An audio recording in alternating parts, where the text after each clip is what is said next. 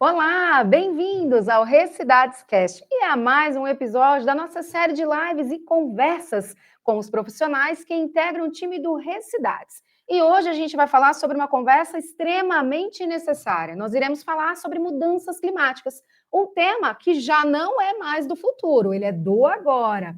E os municípios estão na linha de frente dos desafios e também das soluções. Então, hoje, nós queremos trocar experiências, inspirar ações e fortalecer a cooperação local para construir cidades mais resilientes, sustentáveis e preparadas para o que vem pela frente. Bora lá falar sobre mudanças climáticas e para me ajudar a moderar esse assunto, gostaria de estar convidando ela, que é especialista e referência nacional em desenvolvimento e implantação de políticas públicas, doutora Michele Pilon. Bem-vinda!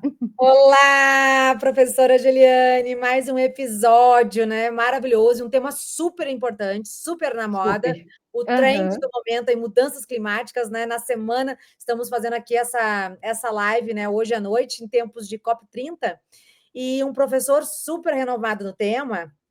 Pois é, eu estou achando que para mim convidar ele eu vou ter que fazer uma colinha, porque é muito extenso o currículo.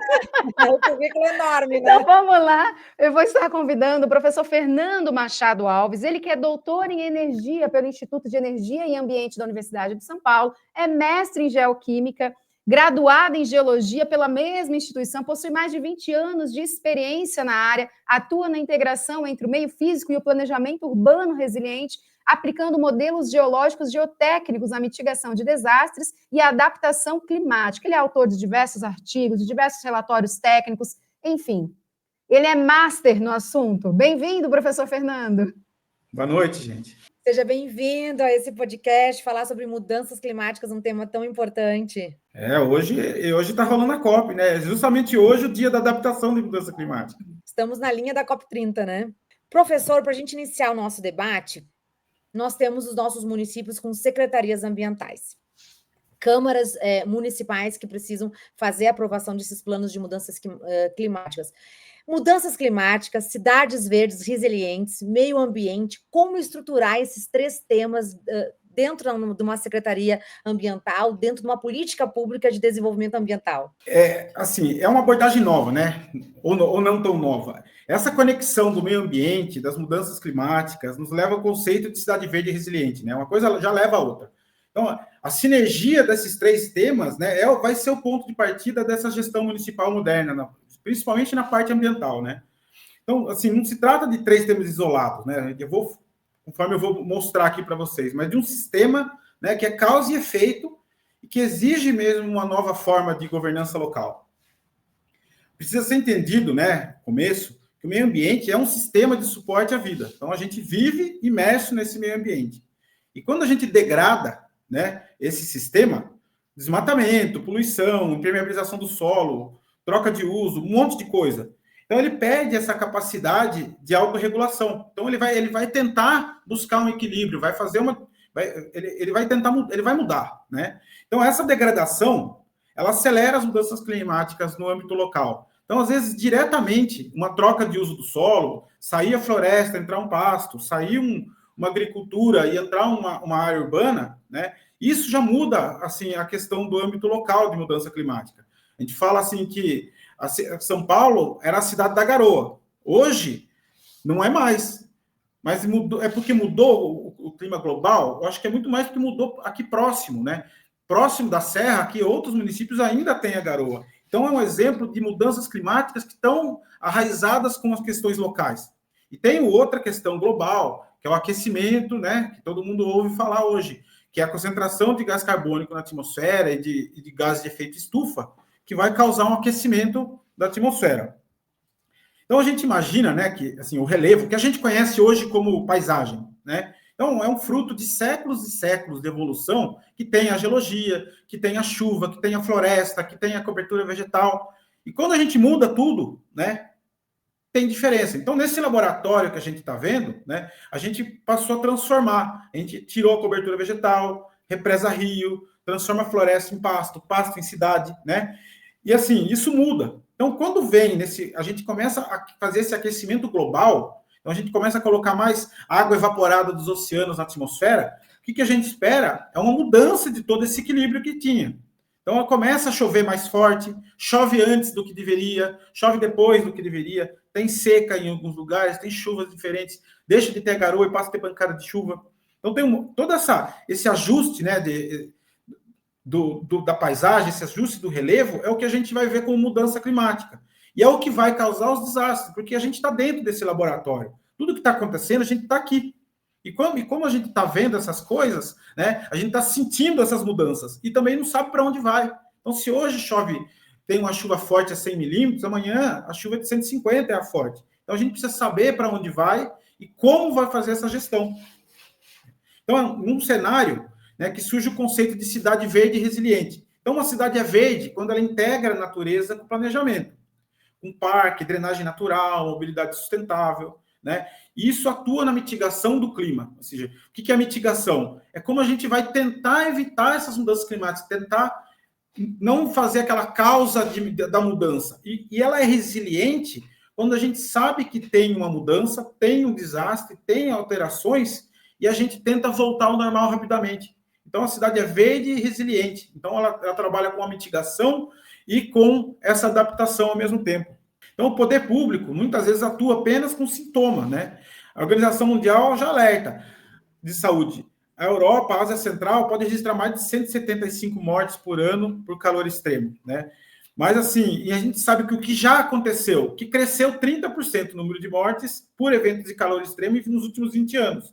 Então, as ondas de calor, a estiagem, causa doença respiratória, causa crise de abastecimento, causa prejuízo agrícola, insegurança alimentar, né? Esse mesmo calor, quando traz chuva, ele favorece mosquito transmissor de dengue, zika, chikungunya. Então, quando a gente consegue entender, né, todo um sistema funcionando, a gente entende que investir em cidade verde resiliente também é fazer política de saúde pública, por exemplo, né? A cidade que se adapta ao clima volta mais rápido à normalidade. Cidades verdes resilientes também fazem isso.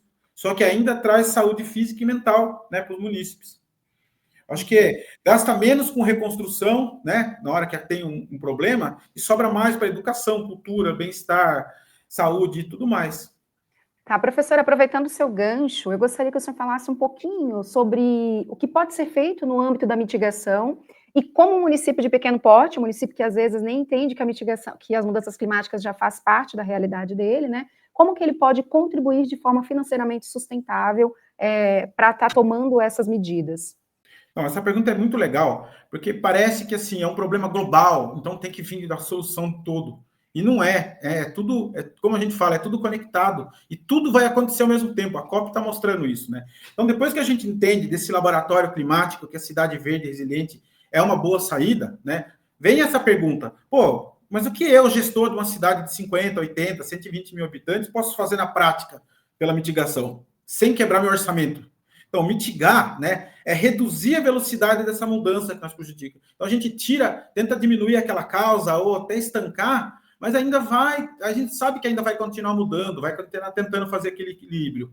Mas aí é a ideia da gente falar uma coisa, né? O gás de efeito estufa, né, o carbono, principalmente, o metano, né, ele é gerado, 70% das emissões vem na cidade, né? Então, vem do consumo de energia, vem do cimento, do concreto, né, que só para fazer o cimento já emite gás carbônico, e do transporte, né, que vem coisa muito longe hoje em dia, transporte que percorre longa distância, resíduo orgânico que vira metano, ou seja, o poder de mudança está na mão dos municípios, né?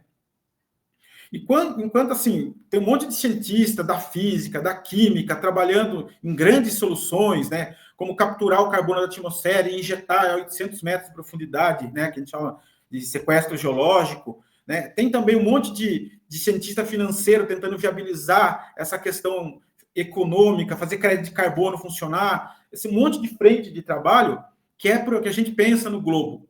Mas enquanto assim tem grandes vultos acontecendo, a gente sabe que na mão dos gestores municipais tem uma chance de agir de forma prática e imediata, assim, um monte de ação de baixo custo e alto impacto local. Então, tem um jeito de trabalhar essa mitigação que vai diminuir a velocidade dessa mudança climática e vai ajudar a gente a ter tempo de se adaptar, né? A gente pode citar os projetos RED+, né, que é a redução de emissões por desmatamento e degradação florestal. Tem, assim, a gente consegue citar aqueles 17 Objetivos de Desenvolvimento Sustentável, né, que são as ODS. Então, tem um monte de tarefa lá que o gestor público ele consegue pegar e falar assim, olha, eu tenho 2 situações para escolher. Esse caminho eu posso atingir 7 ODS, e esse caminho eu vou atingir 1. Poxa, que não seja com um critério de decisão, mas que seja um critério de desempate, né? Se opte pelo desenvolvimento sustentável quando pode. Então, ter esse na cabeça, ter esse conhecimento, esse mapeamento dentro do município, dessas ODS, isso é fundamental, né? É sobre isso que a gente vai falar. 3 pilares de mitigação municipal sustentável, que eu posso citar, assim, rápido. Energia limpa e eficiência pública. Então, a gente pode falar que todo município, né, tem um monte de telhado. E ele tem um monte de consumo de energia de dia. Então, que tal colocar placa solar e gerar essa energia, né? Assim, com essa economia de energia, paga-se o investimento e em pouco tempo vai sobrar mais tempo para fazer outras coisas. A ideia é quase a mesma quando a gente pensa naquelas lâmpadas, na iluminação pública, quando vem a questão de lâmpadas incandescentes de mercúrio e troca pelas de LED. Assim, em pouquíssimo tempo pagou esse investimento, né? E depois essa economia gerada serve para além de pagar novos investimentos em outras situações, a gente também consegue, né, levar esse recurso para a saúde, para a educação, para a cultura, né? Então, a gente tem essa questão, e aí que a gente vai destacar um pouco mais tarde, assim, essas questões de parceria público-privada. É um jeito de ver rápido essas coisas, né? Compensação de concessionária e tudo mais. O segundo pilar que eu posso destacar é o resíduo, compostagem e arborização urbana. É muita oportunidade. Cerca de 40% do lixo urbano é orgânico. Então, em vez de você botar, né, todo esse lixo orgânico, andar com o caminhão 60, 50 quilômetros, jogar num aterro, esse lixo orgânico vai gerar metano para a atmosfera. Que tal a gente, né, fazer uma compostagem dentro do município, não gastar todo esse dinheiro, não pagar esse valor alto, né, para fazer esse destino desse resíduo, né, num aterro, e fazer essa compostagem comunitária. A gente pega esse adubo e coloca em horta comunitária, pega esse adubo e faz um programa de arborização urbana, pega esse adubo e vende, faz uma parceria de novo, uma outra parceria que pode levar esse adubo para o serviço agro do município mesmo. Então, em vez de trazer, né, uma coisa de muito longe, né, gastando diesel, queimando, gerando mais CO2, a gente faz alguma coisa local, sustentável. Então, são essas ideias, né? Por exemplo, a arborização urbana. Cada árvore adulta sequestra cerca de 22 quilos de gás carbônico por ano, né? 10 mil árvores em 4 anos é uma meta factível. Não é aquela coisa fácil, mas é factível. Então, mas é como se tirasse 1.500 carros das ruas em termos de gás carbônico. Então, é muita mitigação. E o que você ganha? A gente sabe que essa arborização urbana pode, assim, atenuar até em 4 graus, né, o calor nas áreas centrais. Isso é muita coisa, né? Isso já está indo na linha da adaptação. Esse tipo de ação conversa diretamente com a adaptação climática, né? Torna a cidade fresca, verde, saudável. Não, e tem aquela recomendação da Organização Mundial de Saúde, que fala que todo cidadão deveria ter uma área verde acessível até 500 metros de casa. A ciência já mostrou, verde reduz o estresse, melhora a saúde mental, diminui casos de doença crônica, ou seja, é um grande jogo de ganha-ganha, né? Uma grande oportunidade essa crise. A crise climática não deixa de ser uma oportunidade. E o terceiro pilar é falar um pouco da mobilidade ativa, do transporte coletivo inteligente. Às vezes as cidades menores têm essa vocação, né, de ter a bicicleta, andar, né, fazer as coisas, mas está muito quente, está muito difícil, não tem segurança pública, tem um monte de coisa que às vezes está rodando em volta e tira essa oportunidade. A pessoa pega o carro, vai para a rua. Então, trabalhar assim um plano, né, de mobilidade urbana é essencial para o município. Ele vai conseguir trazer essa questão de micro-ônibus elétricos, o híbrido, trajeto circular, horário otimizado, essas coisas que conseguem mexer com todo e mexe direto na vida do pessoal e ainda coloca essa questão da mitigação das mudanças climáticas em pauta. Então, mitigar não é conter aquecimento global, é melhorar também o dia a dia da cidade, né? Cada telhado solar, cada árvore, cada compostagem, ciclovia, é uma ação concreta que ajuda o planeta, transforma a realidade local, traz benefícios visíveis, tangíveis assim para o pessoal. Então, não é simplesmente, né, um gasto, é um investimento no estilo, né, de trazer a cidade. Então, eu sei que, assim, ao longo dos próximos anos, como diz a COP aí, trilhões de dólares vão ser empregados em adaptação de mudança climática, né? E se tudo isso né, for aplicado de um jeito que a gente consiga mitigar também, ou seja, não fazer coisa de concreto que vai gerar mais gás carbônico, mas fazer uma solução baseada na natureza que vai sequestrar carbono, é uma grande oportunidade, né? A gente adapta e mitiga. Eu acho que isso é um ponto legal. Mas, assim, ainda tem que falar um pouco da adaptação, né? Junto com essa... Professor, você falou várias ações que uma secretaria ambiental, uma prefeitura podem tomar. Ações extremamente factíveis, extremamente assim, possíveis e com recursos existentes no Brasil para serem tomados. Então, basta um bom planejamento para fazer a mitigação. Mas e quanto às adaptações climáticas, né, inevitáveis que nós estamos já encontrando? O que fazer para se preparar? Esse é o ponto, né? O relatório de IPCC, né, que é aquele relatório que junta toda essa questão da ciência climática, ele já coloca, assim, direto e reto. A adaptação já não é mais uma escolha, é uma necessidade. Precisa fazer, né? Então, a mitigação, né, dentro daquele nosso laboratório, é aquela que tenta frear o carro, né? A adaptação já é o cinto de segurança, o airbag, e talvez já seja o capacete e tudo mais. A ideia é que, assim, vai proteger a gente mesmo desse impacto, que vai, hora ou outra, acontecer. Então, para o gestor municipal, né, se adaptar é a principal forma de gestão de risco, de proteção de vida, né, de garantir que a cidade consiga se reerguer rapidamente depois do desastre. No Brasil, os eventos extremos já não é mais exceção, é regra, né? Eu lembro que a gente trabalha muito tempo com isso, e grandes eventos era algo em torno a cada 5 anos, né? Hoje não, em 2024 a gente teve 3 eventos extremos. Teve a chuva fora do comum aí no Rio Grande do Sul, teve a seca na Amazônia, teve um monte de onda de calor, de frente de calor, que assim, causou muito estrago assim, no sistema de saúde, né, do Brasil. Então, teve muito acidente, assim, problemas cardiovasculares, problemas respiratórios que veio dessa questão das frentes de calor, né? Então, foram 3 listados em 2024. Então, assim, a gente entende que o custo de não fazer nada é tão alto que é o argumento mais forte para você fazer essa adaptação. Então, o Banco Mundial fala que cada real investido, né, em prevenção economiza até R$7 em reconstrução. Não é previsão de futuro, isso é a fatura de hoje. Pode ser que no futuro seja mais que 7, seja 10. Né? O que pode fazer um município pequeno com orçamento apertado? Então, ele não precisa de bilhões, precisa de inteligência, planejamento, integração e perseverança, né? Força de vontade, tem que querer fazer. A adaptação começa com a mudança de mentalidade, sabe? Deixar de ser reativo e tornar-se proativo. Por muitos anos eu atuei na Defesa Civil, ainda atuo.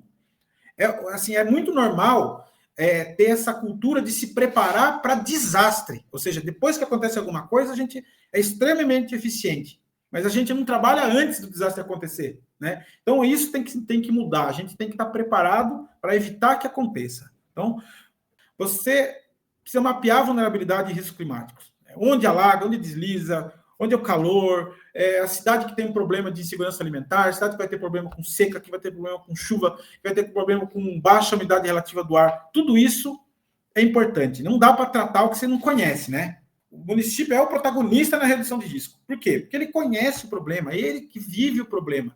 Tem um monte de obrigação, né, assim, do Estado, tem um monte de obrigação do federal em termos de recursos, mas quem tem que tomar a frente, quem conhece os problemas de fato, é a cidade, é o município. Então, pode vir profissionais preparados, com uma caixa de ferramenta muito boa, e orientar, ajudar a fazer as coisas, mas tem que partir do município. Ele é o protagonista, né? Então, hoje tem ferramentas gratuitas como o Adapta Brasil, né? Que ele ajuda a fazer esse diagnóstico inicial, ajuda a priorizar ações, ele dá umas dicas. É importante saber construir esse plano. Prevenir com planejamento urbano resiliente é o nosso segundo pilar, mas é o coração da adaptação. Então, o que eu estava falando, a questão é prevenir, né? É ser resiliente. Então, a gente coloca que tem muita coisa para fazer. Tem muita encosta para tratar, tem muito lugar para revegetar, tem muita inundação para combater, tem mata ciliar para plantar, tem parque alagável, parque linear, tem ideia de monte. Assim, o que teve agora na Bienal de Arquitetura, que acabou agora há pouco, tinha um andar só de grandes ideias, de grandes exemplos no mundo. Foi muito fantástico ver isso. Então, a gente sabe que, em vez de canalizar um rio com concreto, a gente vai revitalizar um fundo de vale com parque linear, em vez de criar jardim de chuva, preservar mata ciliar, tem muita coisa para ser feita, sabe? A gente sabe que o desastre vem, quer queira, quer não queira, melhorando ou não. Então, a gente tem que ter esse treinamento do manejo do desastre e o monitoramento do desastre. Tem que investir, tem que ter um plano municipal de redução de risco, sim. Prefeitura, o município tem que fazer, tem que correr atrás, tem que ter na mão esse instrumento, tem que ter um plano de contingência atualizado, tem que usar essa tecnologia. Hoje a COP falou muitas vezes sobre assim, a modernidade, a aplicação da tecnologia, né? Trazer isso para a defesa civil. Então tem essa questão do monitoramento, questão de sensores, de alarmes, de criar rota de fuga, criar instrumentos, né, que ajude a fazer essa gestão do desastre. E a educação ambiental é uma peça-chave, né? Tem que ter isso pesado assim na rede educacional. Tem que ter o conceito de autossalvamento, saber o que tem que fazer para se salvar, saber o que tem que fazer para ajudar os seus próximos. Então, é importante saber salvar a vida. É mais fácil salvar quem quer se salvar, né? E, por fim, tem a questão da governança integrada e a saúde ambiental. A gente sabe, né, que o que precisa ter mesmo é um conjunto de todas as pastas. Pode ser que alguma tenha uma liderança em algum momento, né? Às vezes vem puxada pela defesa civil, que sofre muito com desastre. Às vezes vem puxado, né, pelo serviço de água e abastecimento da cidade, né, porque ela sofre muito de seca. Às vezes vem em outra situação, por exemplo, pela Secretaria de Saúde. Então tem que ter esse comitê climático intersetorial, tem que criar isso. Faz parte, todo mundo faz parte, né? Então, lembrando, né, fazer saúde pública também é cuidar do clima, né? Depois de um evento extremo, a gente sabe que vai ter problema de dengue, vai ter problema de virose, leptospirose, doença respiratória, cardiovascular. Então, sabe, tudo isso faz parte de trabalhar junto, né? Essa coisa de governança integrada mesmo. Professor, acredita então que um dos primeiros passos que o município deve tomar seria a criação de um plano de adaptação às mudanças climáticas? Exatamente, né? Tudo que eu falei agora, tudo que a gente abordou, né? Pode ter um monte de gente com um monte de ideia, né? Pode ter vereador com ideia, secretário de saúde com ideia, secretário de meio ambiente com outra ideia, pessoal da defesa civil com outra ideia, e assim o prefeito e todo mundo querer fazer alguma coisa sabe, de fundo do coração tá querendo trabalhar, mas não pode ser tudo desordenado, né? Tem aquele comitê intersetorial, tem que tudo conversar. Então, vários tipos de ações eles precisam estar bem estruturadas. Então, tudo isso vem de um plano de adaptação de mudança climática, né? Então, assim, como qualquer bom plano, né? Como um plano de saneamento básico, como um plano de redução de risco, como um plano de arborização, ele vem de um diagnóstico bem feito, né? Um prognóstico, porque a gente está falando de mudança climática, então saber o que vai acontecer no futuro próximo ou no futuro distante, né? Saber criar uma obra que vai atender hoje e amanhã, propor essas obras, organizar tudo isso, né, num plano de ações bem estruturado. Então, esse é o tal do plano de adaptação à mudança climática. Então, começa num diagnóstico, mesmo de base científica, né? Tem que saber onde dói, falar qual é a vulnerabilidade, quais são as pessoas mais vulneráveis. A gente vai fazer uma política pública, vai investir dinheiro público. Então, tem que saber fazer esse investimento chegar nas pessoas corretas. Então, tem que ter um perfil social legal, né? Então, saber conhecer a vulnerabilidade, conhecer os perigos, conhecer o risco climático, a mudança, conhecer a cidade. Entra a geologia, entra a hidrologia, conhecimento local, social. Tem ferramentas, Adapta Brasil do governo federal, por exemplo, que dá uma ajudinha, cruza informação, mostra chuva extrema, risco de deslizamento, onda de calor. Mas tudo isso vai precisar ser participativo em algum momento. Tem que ir lá, tem que ouvir o povo, saber como eles estão sofrendo, o que está acontecendo com eles durante esses eventos extremos, durante uma crise de calor, durante uma frente de fria, né, anormal, o que está acontecendo. Juntar tudo isso num bolo que fala do diagnóstico e saber colocar como as mudanças climáticas vão trabalhar no local para ter o prognóstico. Depois disso, sim, daí vem aquela dose pesada de governança e priorização, né? O plano na gaveta não vai servir de nada, né? É só um peso de papel. Então, o que precisa ter? Esse Comitê Municipal do Clima pode vir por um decreto, né? Ideal que venha por uma lei, né? Tem que colocar todo mundo trabalhando junto, obra, meio ambiente, planejamento, saúde, defesa civil, a parte social, a parte de segurança pública, tudo tem que trabalhar junto. É uma adaptação, é transversal, né? Ninguém vai fazer nada sozinho mesmo. Então, com o diagnóstico em mão, esse comitê deve priorizar ações, né, e começar a trabalhar a base de custo, base de impacto, né? Então, quando você protege uma nascente, realoca uma família de área de risco, revisa o zoneamento urbano, essas são medidas de alto retorno, né? Cada decisão precisa responder à pergunta: isso salva vida? Reduz prejuízo? Né? Tem que estar tudo conectado, todo mundo tem que estar vendo todos os aspectos dessa mudança, dessa adaptação. E daí sim vem uma elaboração de um plano de ação integrado. Então, o que eu falo com o plano de ação integrado? Eu já sei o que eu quero fazer, meus projetos. Eu quero fazer um parque linear, eu quero fazer um parque urbano, eu quero fazer incentivar a agrofloresta, fazer a horta comunitária, eu quero fazer um monte de coisa. Então, tudo isso a gente tem que organizar dentro de um plano de ação integrado. Tem que falar vamos lá, o que, como, onde, por quê, quem vai fazer é muito importante, quando vai fazer, é de curto prazo, é de médio prazo, é de emergencial, é de longo prazo, né? E, se puder botar no plano, colocar lá uma ordem de grandeza de custos para você poder hierarquizar o que você vai fazer nesse plano de ação. Isso é fundamental, né? E daí vem a etapa de busca de recurso e aprovação legal. Ou seja, tem coisa que a gente consegue fazer dentro de um programa federal específico, tem coisa que tem que fazer em outro, tem coisa... Então, acho que até dá para conversar um pouco melhor sobre esse assunto, né? Tem que lembrar, $1 em prevenção economiza $7 em resposta e reconstrução, né? Então, plano aprovado por lei, né, que se leva para a Câmara Municipal, é uma força institucional tremenda, né? Ele vai sobreviver à troca de mandato. Isso é legal. Então, tem que ter essas monte de iniciativa na cabeça. O plano tem que estar vivo, né? E depois, por isso mesmo, o plano está vivo, é a questão do monitoramento e revisão. Então, o plano está vivo, então a gente tem que estar revendo ele, o que está acontecendo. Por que as metas desse grupo aqui andou bem e essas daqui não andou?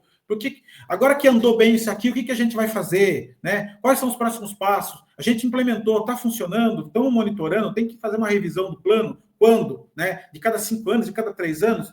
Toda vez que eu mudar, que eu quiser trabalhar com a mudança do plano diretor do município, tem um monte de questão, mas o plano tem que estar vivo, tem que ser monitorado, tem que ser revisado. A gente tem projeção até 2100 de mudança climática.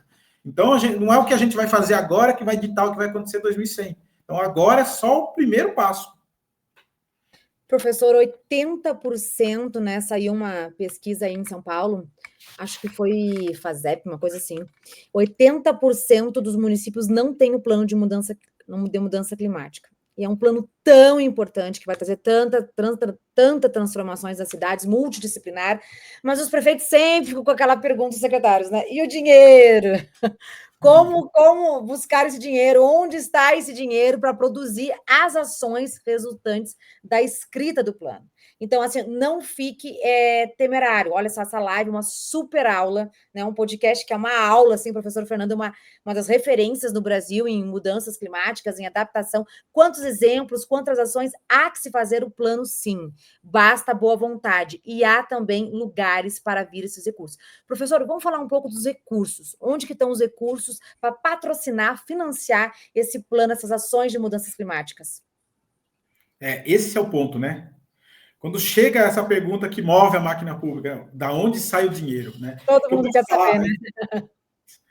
A principal barreira para o município pequeno hoje, eu não acredito que seja falta de recurso mesmo, né? Claro que é difícil de fazer essa gestão lá dentro, mas é o jeito de ter essa capacitação técnica, de poder buscar e de poder juntar tudo, todo esse conhecimento para buscar o plano. Então, o grande passo inicial, né, é ter essa questão, eu vou falar 3 palavras mágicas, capacitação, consórcios e prospecção ativa. Então, vou falar um pouquinho dessas coisas, mas o que eu quero falar de cara, financiamento climático existe, tem muita coisa acontecendo, tem muito dinheiro na praça para isso. O que está faltando é projeto, né? Então, tudo vai começar, né? O nosso passo zero é ter o que eu falei, o Plano Municipal de Adaptação Climática.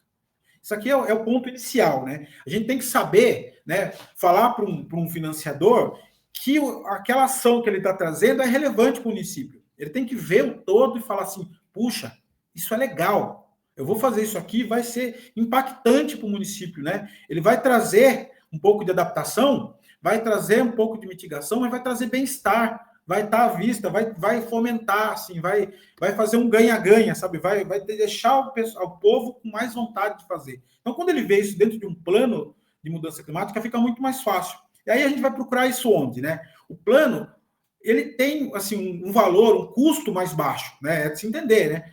No fundo, é uma grande conversa com papel, né? Claro que tem ciência por trás, tem modelos que falam de coisas, modelos climáticos, modelos hidrológicos, tem um monte de coisa, mas no fundo é papel. Essa é a parte simples, né? Então a gente consegue enxergar um monte de oportunidade. Tem alguns programas em comitê de bacia, então tem fundos de recurso hídrico que vai conseguir financiar um plano. A gente consegue entender convênios com a universidade, a gente consegue entender que assim, numa aproximação com o poder legislativo, uma emenda de um deputado pode trazer um recurso para isso. Assim, dentro de uma parceria com o judiciário, uma compensação ambiental por um crime ambiental, por um problema ambiental, consegue pagar um plano desse, né? Eu acho que tem um monte de caminho, mas tem que conseguir esse plano, gente. Assim, eu acho que com o tempo, né, o Estado vai tentar montar alguns programas de fazer isso daí, como é hoje com os PMRRs, né? Então, a UNOPS hoje está financiando mais de 100 PMRRs ao mesmo tempo. Então, vai ter algumas iniciativas no pacote. Mas lembrando, né, nós temos 5.500 cidades, né? Se esperar cair do céu, gente, não vai cair, é melhor correr atrás. Aí sim, você tem um plano na mão, um plano municipal de adaptação climática na mão, aí você tem um monte de porta para bater. Que daí você vai ver de acordo com o seu projeto, com aquela ação do seu plano de ação que você vai correr atrás. Então eu posso pensar no Fundo Nacional de um projeto bem feito. Assim, a galinha assim, dos ovos de ouro é o Fundo Clima, né? Ele tem bilhões de reais disponível, todo ano abre oportunidade para fazer, falta projeto para acontecer mitigação e adaptação. Falta projeto. Financia assim, parque linear, telhado solar, ônibus elétrico, recuperação de nascente, drenagem sustentável, tem um monte de linha para fazer. Os juros são baixos, muitas vezes tem abaixo da inflação, né? Tem boa parte dos recursos que é não reembolsável, né? Tem o fundo perdido, tem aquela dica de ouro, né?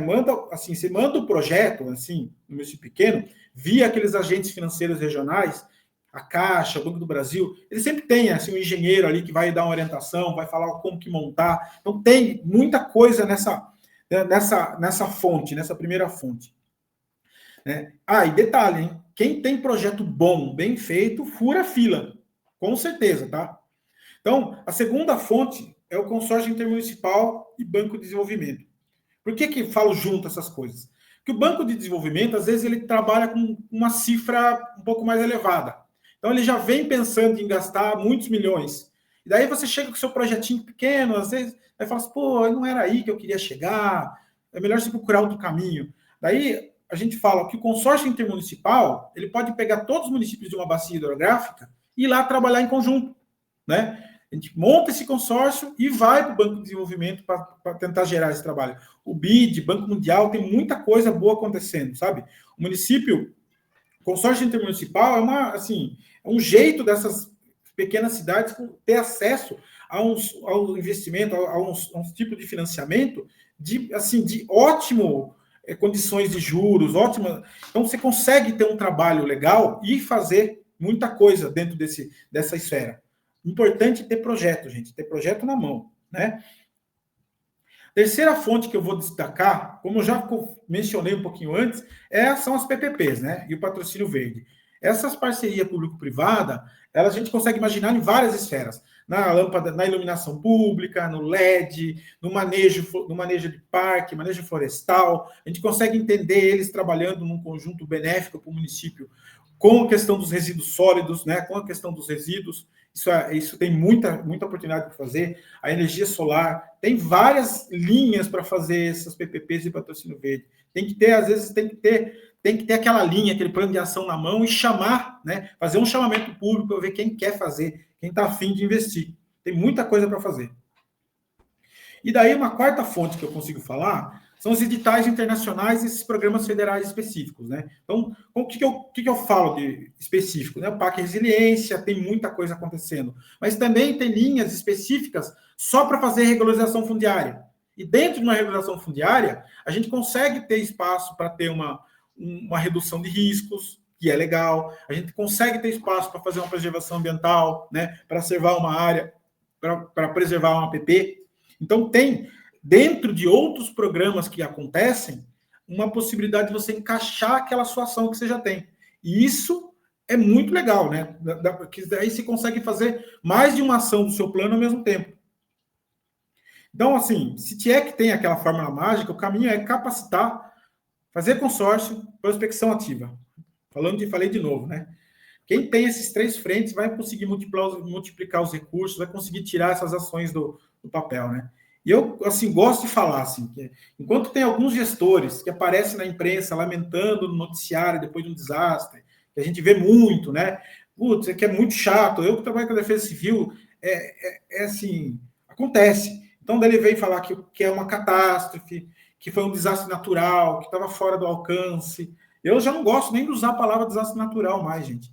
Eu falar que não é previsível. Enquanto tem essa linha acontecendo, eu quero acreditar que logo mais vai ter muito mais linha daquele gestor que está lá inaugurando um parque linear, né? Que aquela mesma inundação que na cidade de cima causou todo o desastre, na cidade de baixo, assim, a inundação dissipou toda a energia dentro de um parque alagável grande, né? E não afetou nenhuma casa, nenhum munícipe perdeu a vida com isso. Eu gosto de acreditar nisso, né? Eu quero ver muito mais esses gestores inaugurando essas obras, essas benfeitorias públicas, do que eles lá com o microfone na mão fazendo uma lamentação, colocando a culpa no imponderável. Dá para falar que é imprevisível, depois de tudo isso que a gente está falando hoje de mudança climática? Dá para falar que é imprevisível? Né? Que aula, hein, professor Fernando? Eu estou encantada. Quanto aprendizado. Nossa, como eu aprendi hoje, hein, Ju? Incrível, incrível. E as mudanças climáticas é uma realidade, não importa o porte do município, né? Não importa. Não E aí importa. o senhor foi muito preciso, a gente está falando de um assunto que é totalmente transversal, quando a gente fala de clima, a gente não fala só meio ambiente, sem contar também na população vulnerável, que é sempre a mais afetada quando tem algum desastre, né? Com Então, o senhor certeza. foi muito preciso, foi incrível, tenho certeza que foi extremamente esclarecedor, né? Para todos aqueles que estão aqui nos acompanhando. E para a gente encerrar, eu gostaria de agradecer a doutora Michele. Obrigada por mais uma live. Obrigada, eu agradeço ao professor Fernando, a Ju pela oportunidade. Municípios do Brasil, câmaras municipais, prefeituras, quanta coisa pode ser feita. Está ao alcance da sua mão, quantas oportunidades, quantas fontes de recursos, e sempre o velho problema, em todas as políticas públicas, o projeto. Investir em projeto. Câmaras municipais têm que investir em projeto, prefeituras têm que investir em projeto. Ju, professor Fernando, muito obrigada. Com certeza vai dar umas aulas maravilhosas. É isso, o professor Fernando faz parte do time do Recidades, e aqui é somente um aperitivo para os municípios, né? Obrigada, doutor Fernando. Obrigado, eu agradeço a oportunidade, gente. Tchau, tchau, boa noite. Até breve. E hoje, gente, ficou muito claro. As mudanças climáticas é um compromisso coletivo. E sim, também é um desafio global. Mas as soluções começam nos municípios, no seu território. E os municípios são a força que transforma planos em futuro. E futuro mais sustentável e resiliente. E se você gostou do nosso conteúdo, compartilhe na sua cidade. E não fique de fora dessa. Vem para o Recidades.